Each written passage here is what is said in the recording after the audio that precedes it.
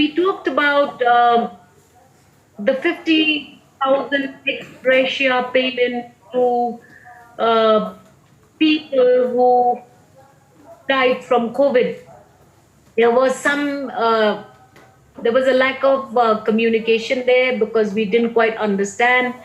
But we will have a subsequent Zoom meeting just to talk about this 50 lakh ex gratia payment to all those victims who succumbed to COVID-19. We still don't have details, and we've requested the health department to share information with us